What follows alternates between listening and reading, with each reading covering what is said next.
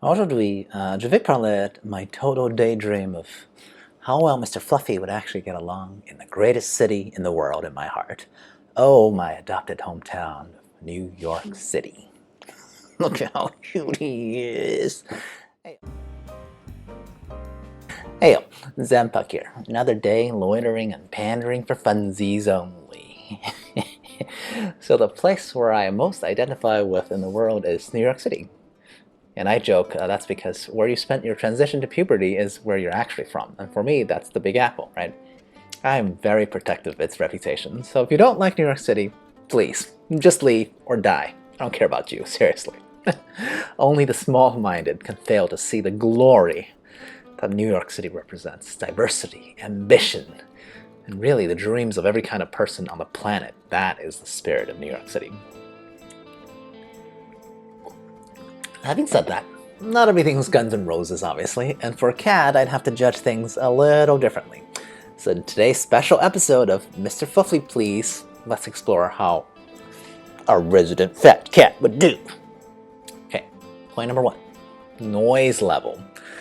Based on what I know about this cat, I mean, he doesn't like external stimuli or an excess of that at all. His sole trip at an airport where he flew once totally freaked him out. He gets way too excited about any amount of renovation noise right now. And that's just one closed door away, okay? He wouldn't stop meowing at that single door.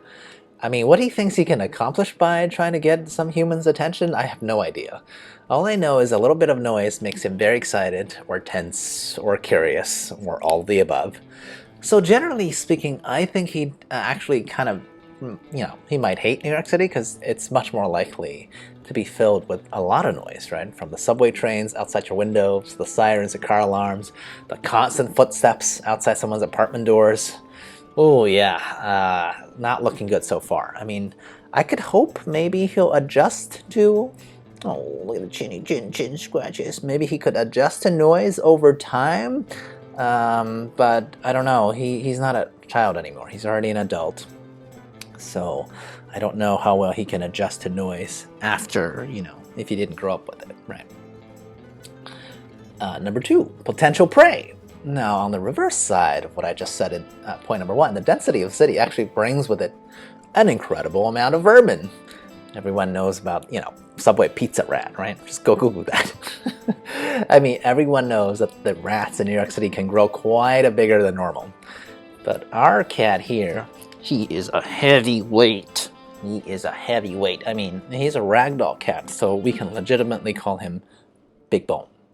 But the reality is that in a fight in the wild, weight classes matter a great deal. And this guy, this little kitty, and his max weight of 18 pounds, he's bigger than some small dog breeds, okay?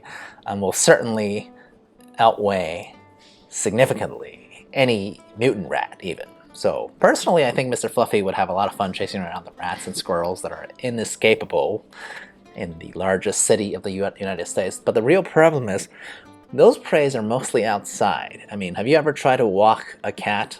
I have not, but I have observed a lady trying to walk her cat in the much smaller city of San Francisco, and the honest impression that I got was that the lady wasn't so much walking the cat as the cat is holding its lady human owner hostage by sitting still for an inordinately long amount of time on the sidewalk. I mean, it's a cat. The cat's gonna do what it pleases. Not what any humans want it to do. So yeah, I don't know if I can deal with letting Mr. Fluffy run wild without a leash outside. But at the same time, with a leash, I don't think he would be any less of a pain to deal with. We have tried that. Well, we've let him outside with a leash in our at our balcony, in our old apartment, or on the deck here. And he's very smart. He'll try to, kind of finagle his way out of the leash, actually. Finally, point number 3, space. Now, what type of interior space would be best for Mr. Fluffy, since we don't want to leave him outside, right? This, I think, is also problematic, because most people live in New York City have to sacrifice space, right? And I've seen Mr. Fluffy hang out in an 800-foot apartment in California, and it still seemed like he was very cramped, and he would be like bouncing off the walls. He'd be like running around, just jumping straight up at the walls. comparatively now, in our much larger house, I get great joy out of actually watching him certifiably gallop across the floor, right? And skid when he tries a high-speed turn as I chase him around for fun. I mean, these things are just not possible in a smaller apartment. And alas, in my hometown, I think space is just at such a huge premium. I can't imagine Mr. Fluffy wouldn't feel very restricted if now he has to go back to any size apartment that's less than, say, maybe 1,000 square feet. Okay. So in a way, this is just a challenge for the owners, aka my wifey and I, right? If we ever do go back to New York City, can I satisfy the new cat-appropriate minimum for living space, right? And not feel like it's making a real dent in my wallet. That is really the question that it comes down to. Being such a good boy today, so calm. You're such a good boy. Is it because you got the chinny scratches? So, what are the realistic chances of this now Texan cat ever experience a bit of his life as a Big Apple cat? Frankly, I don't put this as at a high probability. Mainly because I think it's a huge pain in the butt to move back to New York City, especially without some spectacular business-related reasons, which means that I don't see it happening in the midterm, or 5 to 10 years, and that's probably the entire duration of Mr. Fluffy's remaining lifespan at this point, right? And the secondary, possibly more important reason of why moving to New York City is unlikely, and that's because my wifey still aches for her adopted hometown of Chicago. Bah, I say. I mean, that's the second city. Who'd want to go to a second city when clearly there's a first city to be experienced? Meh. Okay, rant over.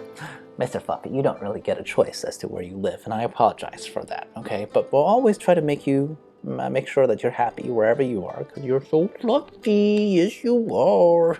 Good boy. Now, how are your pets? Send me pics, please, or comment about your pets. Describe them with your words. This cute little guy.